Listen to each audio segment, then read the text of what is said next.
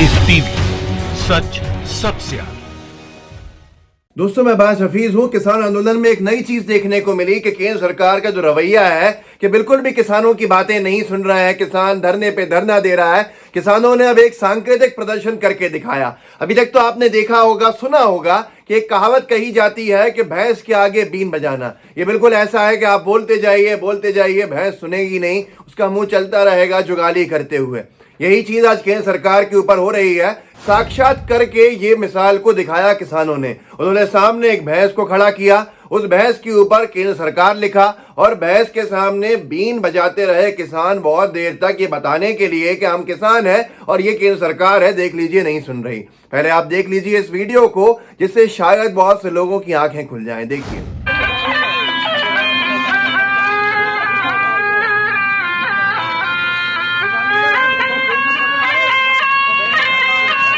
क्या कर रहे हो?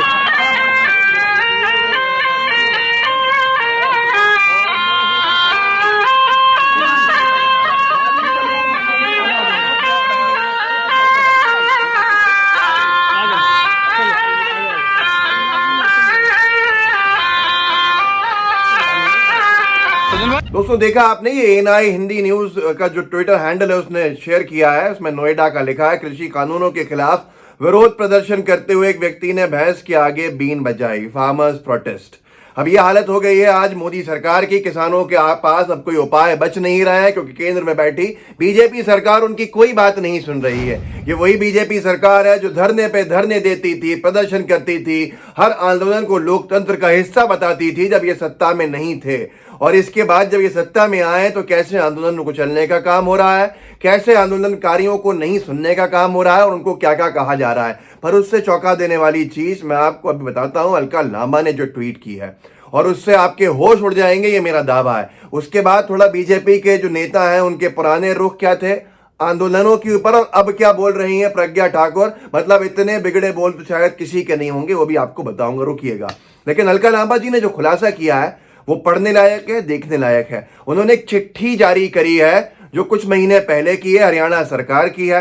हरियाणा की सरकार ने अडानी ग्रुप को जो है परमिशन दी थी लैंड यूज बदलने की, कि वेयरहाउस बनाने के लिए आपने मांग की थी और उस वेयरहाउस के लिए हमने जगह का लैंड यूज चेंज करने की स्वीकृति दे दी है, 27 लाख रुपया लगभग फीस लेकर। और उसकी चिट्ठी कब है? जब पूरा देश तालाबंदी में था। अलका लांबा जी ने ट्वीट किया है, मित्रों अध्यादेश कब आया? तालेबंदी के दौरान, जून में। जो अध्यादेश नीचे है, अध्यादेश कानून में कब बदला? सितंबर में। जो कानून किसानों का कानून, किसान बिल जो विरोधी बिल माने जा रहे हैं, अध्यादेश कानून में कब बदला? सितंबर में। मोदी मित्र अडानी ने हरियाणा में कब जमीन खरीद कर गोदाम बनाने के लिए लैंड यूज चेंज करवाया? मई में। कानून आने से पहले संपूर्ण तालेबंदी में ताले खुले भी तो मात्र मोदी जी के पूंजीपति मित्रों के लिए। ऐसी भी क्या मजबूरी थी भाजपा सरकार की, कोई अनबक बताएगा? उन्होंने चिट्ठी भी साथ में लिखी। चिट्ठी आपकी स्क्रीन के ऊपर आप देख सकते हैं। इसमें तारीख अगर देखेंगे आप तो लिखी हुई है 7 मई 2020, जब पूरा देश तालाबंदी के अंदर गुजर रहा, तालाबंदी में था, हम सब घरों के अंदर बंद थे, किसी को बाहर निकलने की अनुमति नहीं थी।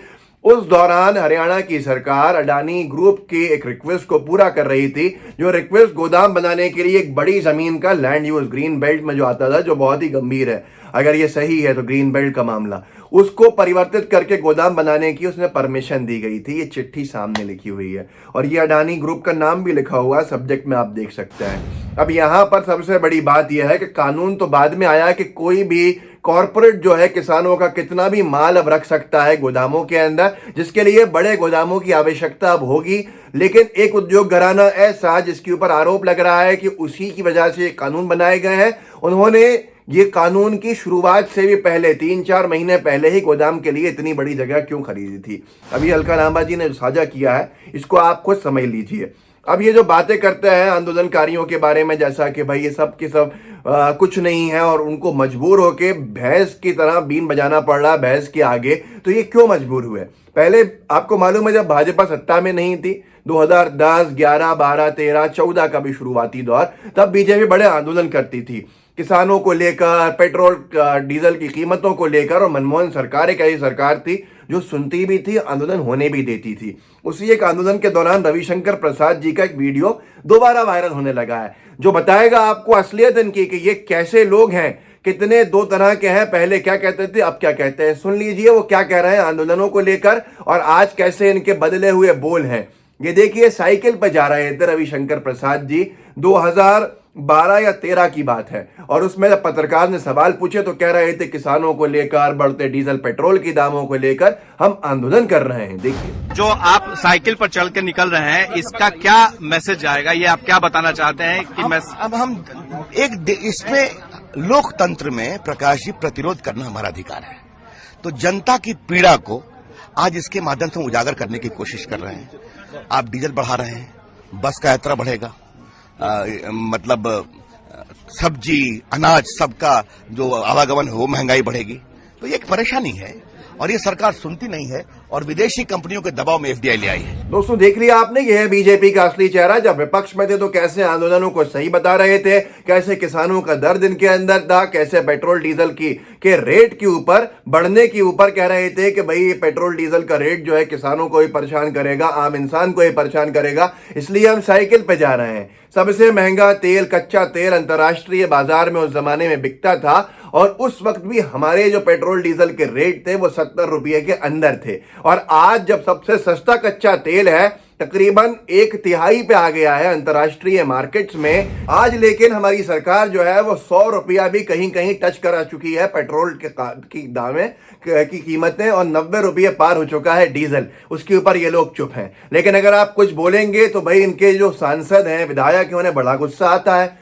आप प्रज्ञा सिंह ठाकुर को देखिए, जो गोडसे को आतंकवादी नहीं बल्कि देशभक्त और राष्ट्रभक्त कहती थी पार्लियामेंट के अंदर, जिन्होंने एक हंगामा खड़ा कर दिया था, जिनकी गोडसे भक्ति किसी से छुपी नहीं है, उन्होंने भोपाल के अंदर क्या कहा। उन्होंने भोपाल के अंदर गुस्से में आके, क्योंकि भाई हर तरफ किसानों के आंदोलन चल रहे हैं, किसान अपनी मांगों को लेकर खड़ा है, व्यापारी जीएसटी से परेशान है, उन्होंने सबसे कहा, जो एनडीटीवी ने छापा है, भोपाल की सांसद प्रज्ञा सिंह ठाकुर के बिगड़े बोल, कहा एक वोट देकर कोई किसी को खरीद नहीं लेता। प्रज्ञा ठाकुर ने सीधे कहा कि कोई भूमि पूजन के कार्यक्रम में थी, वहां कहती हैं मंच पे से कि एक वोट दे के आप हमें खरीद नहीं लेते हो, हमें चुनते हो अपनी बात कहलवाने के लिए, हमें भेजते हो वहां पर, हमसे एक बात होती है, लेकिन आप खरीदते नहीं हो। आप सोच लीजिए कितनी अहंकारी है, जिसको रविशंकर प्रसाद जी सत्ता में आने से पहले कह रहे थे कि कांग्रेस की सरकार बड़ी अहंकारी सरकार है। तो ये क्या है, अहंकार का बाप है ये। तो जो प्रज्ञा ठाकुर ने कहा कि एक वोट, आज किसान भी सुन रहा है, वो ये सुने कि प्रज्ञा ठाकुर कहती हैं कि एक वोट देकर हमें खरीद नहीं लेते हो, हम तुम्हारे गुलाम नहीं हो जाते हैं, ये कहने का मतलब है इनका। तो आप समझ सकते हैं कितनी संवेदनशील है या संवेदनहीन है ये बीजेपी की सरकार। इस वीडियो को आगे बढ़ाइए, लोगों को बताइए और बचाइए भी इस अनभक्ति से कि देखिए किसानों का यह हाल हो गया है कि वो भैंस बांध के उसके आगे बीन बजा रहे हैं। आपको कुछ समझ में आ जाएगा कि हालत क्या कर दी है आज मोदी सरकार ने, बीजेपी सरकार ने, किसान कितना परेशान है। जुड़े रहिए, इस वीडियो को व्हाट्सएप पे साझा कीजिए, लाइव टीवी का सब्सक्राइब नहीं किया तो सब्सक्राइब पे क्लिक कर दीजिए, और सब्सक्राइब कर लिया है तो बेल आइकन जरूर दबाइए। जय हिंद, जय भारत, जय जवान, जय किसान। लाइव टीवी, सच सबसे आगे।